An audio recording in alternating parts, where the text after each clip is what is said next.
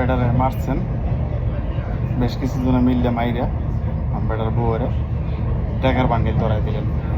আচ্ছা, এই যে তারা টাকার বান্ডিল ধরাইলেন, তার যে সন্তানগুলো আছে এই সন্তানগুলাই কি টাকায় কি তার বাপের হারানোর ইয়া বুঝবে? তার বাপেরে যে হারাইছে চিরদিনের জন্য। কোন সভ্যতার যুগের মধ্যে আছি আমরা, কোন সভ্যতার মধ্যে আছি একমাত্র আল্লাহ ভালো জানে। কোন জাহিলিয়াতের যুগে আছে, বড় জাহিলিয়াতের যুগে চলতেছে বাংলাদেশের আমি মনে করি। এছাড়া মানুষ মাইরা ফেলা এই অবস্থায়, এটা কি সোজা কথা? এদের প্রলং দেরি না কইরা বাইতুল মুকাররমের সামনে আইসা শুক্রবার দিনে এদের ফাঁসিতে দিবেন। ফাঁসি কার্যকর করে এলাম। দেরি করেন আপনারা যারাই আছেন পদে বা দায়িত্বে যে আনি আছেন, দেরি করলেই সমস্যা এগুলো আরো বাড়বো। যত কমাইতে পারে জনসম্মুখে এদের মৃত্যুদণ্ড কার্যকর করবেন।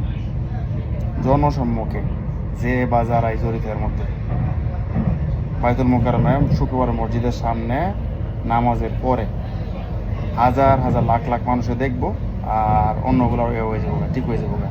এতে দলের কোনো ক্ষতি হবে না, যে কোনো দলই হোক ওই দলের কোনো ক্ষতি হবে না। দলের ভাবমূর্তি আরও বাড়বে, দলের জনমত আরও বাড়বে।